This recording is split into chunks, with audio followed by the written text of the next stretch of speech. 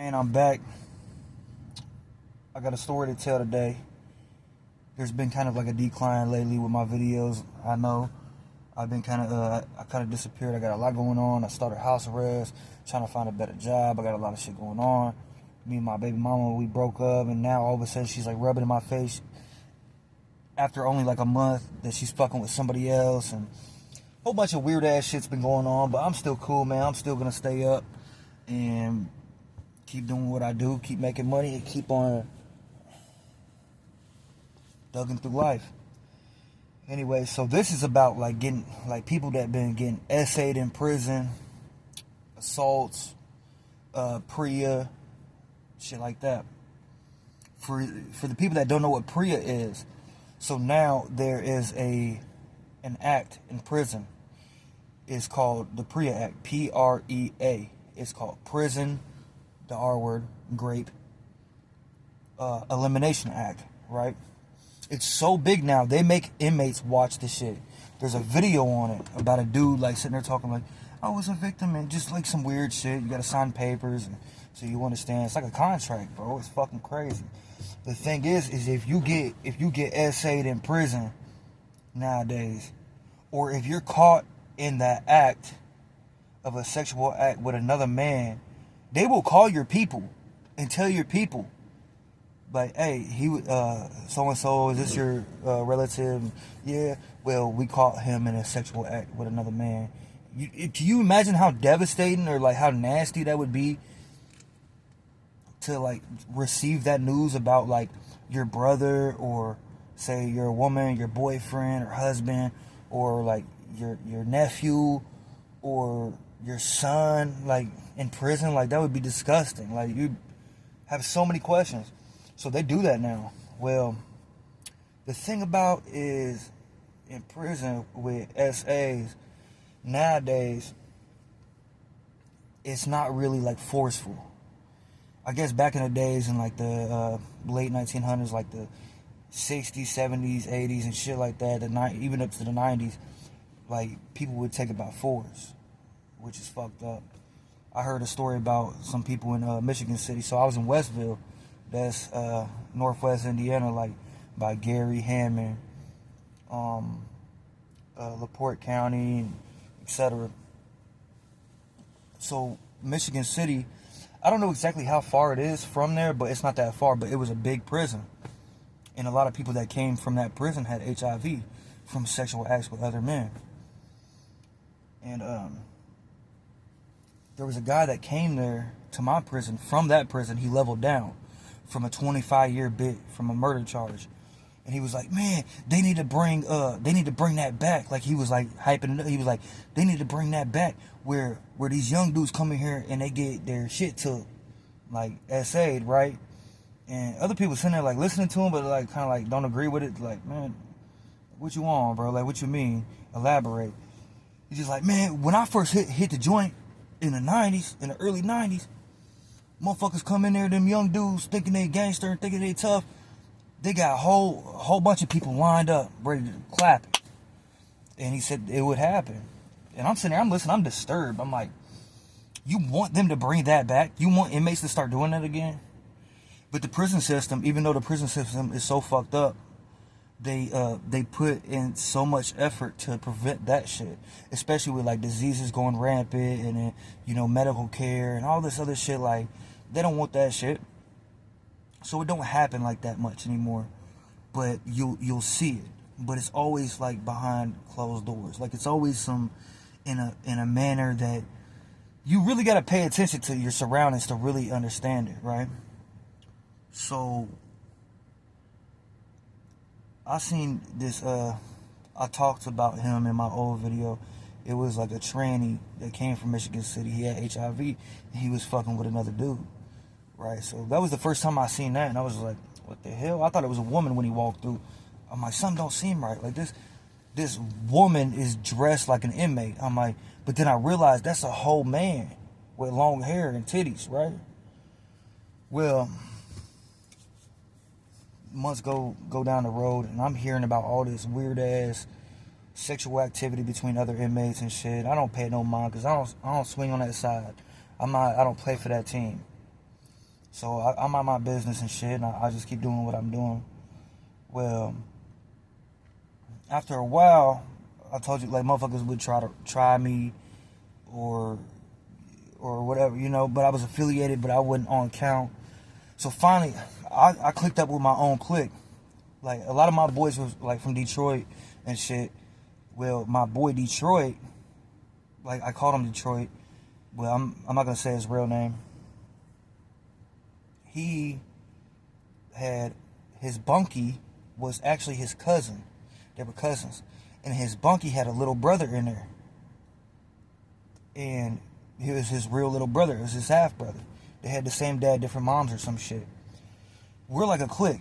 It's me. I'm like the only white dude. It's me, Detroit, his bunkie, which is his cousin, and then his little brother. And they was all like I'm folks. Detroit, like, he was just a hustler. He was more about money. Like, he wasn't like gang banging like that. And then his cousin was a blood, head of the Bloods on that side of the camp.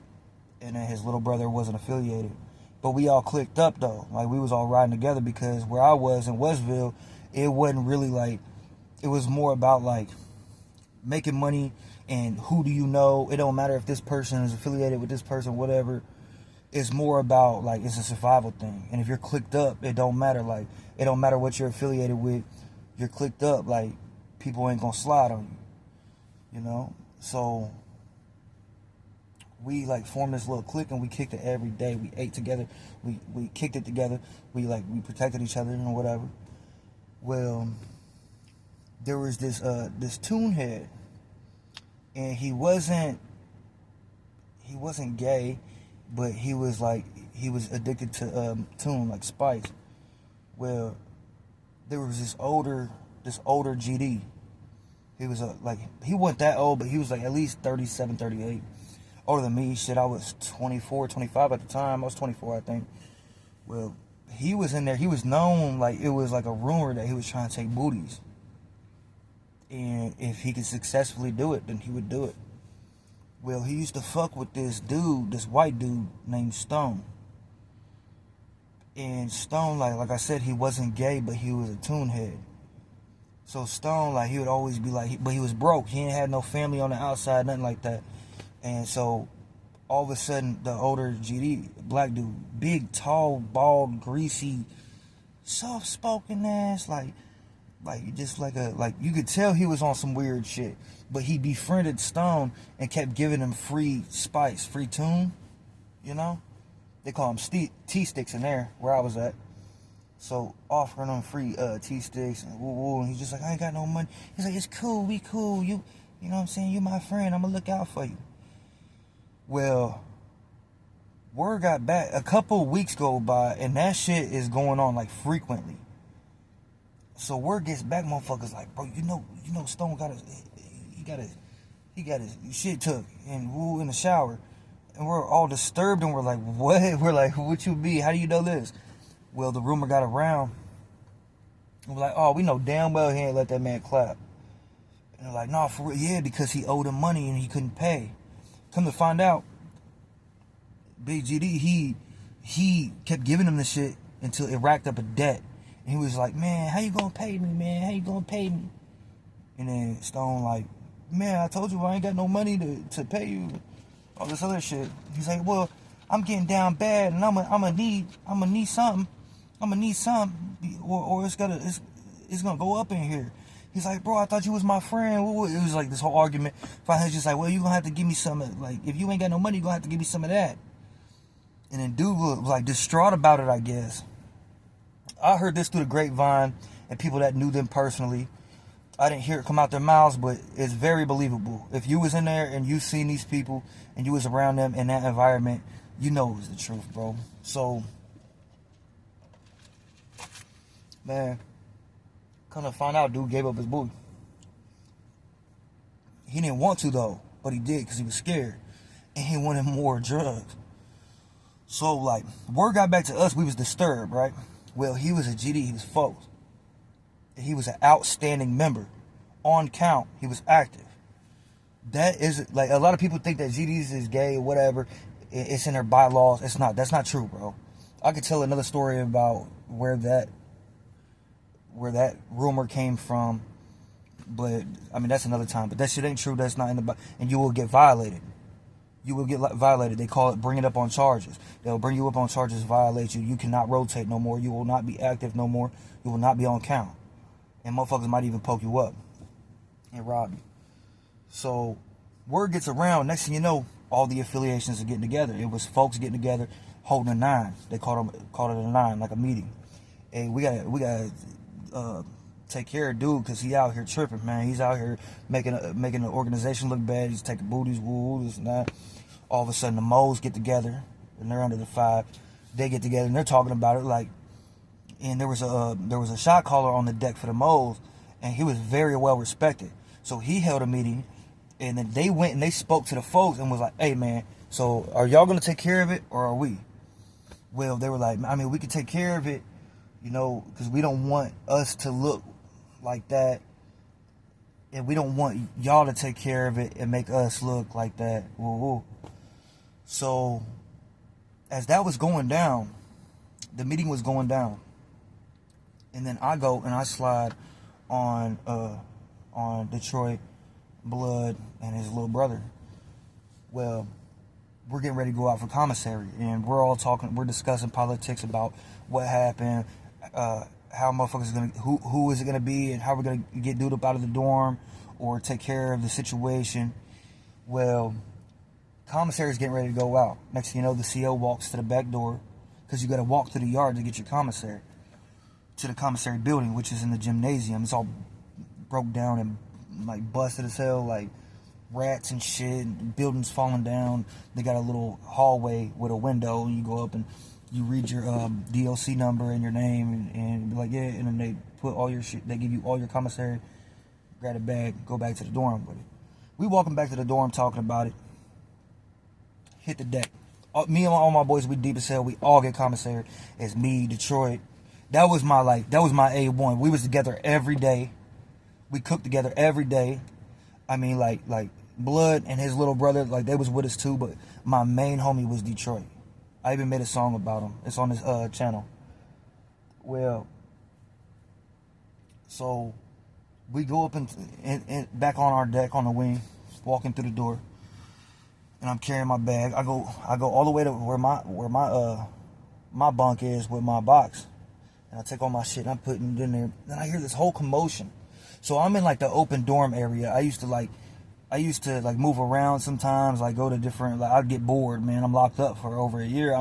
I get bored of like where I'm at. I'm like, man, I'm gonna go move over here. Oh, I'm gonna go move by the window. I'm gonna do the, you know. So I'm just chilling. I'm putting my shit in the box. Well, on the wing where the cells was, open cells, no doors on the cells, 2-man cells. I didn't want to live with no other man. I wanted my own bunk, so I was out in the open dorm. But I hear a commotion, and that's where my homies stay at. And ooh, this and that, I was like, hey. And I turn, I'm like, what? I'm like looking. I'm trying to, like, I ain't really got good eyes, but I'm trying to look. Out the wing comes my homie Detroit, and he's like, Kane. And I'm like, what's up? I'm yelling, what's up? He can't really hear me. We can't hear each other. And he's like telling me to come on. I'm like, come on. I'm like, something just happened. So I hurry up, slam my box shut, lock it.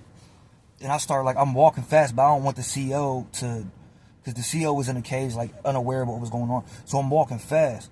Trying to get to Detroit. And my homies, because I know something just happened. And he's chill, bro. He's about money, but, like, when it gets gangster, bro, like, he's with that.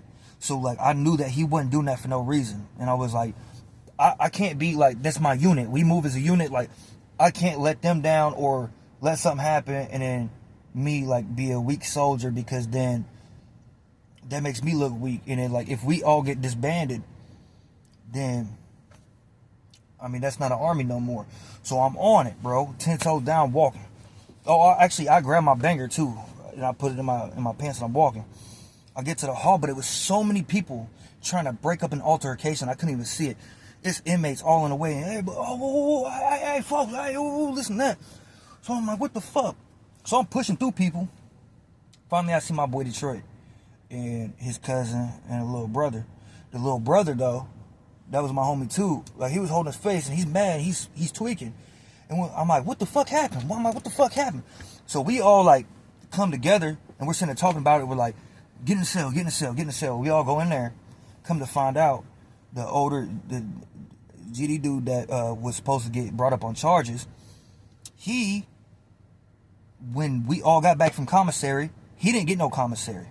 He ran up in Blood's younger brother's cell, caught him off guard, and popped him with a soap sock and kept hitting him with it. Well, while I was putting my shit away, the whole commotion, I guess, what happened was Blood, his older brother, and a couple more people saw it going down and ran up in the cell and packed him out. But then dude escaped back to his cell.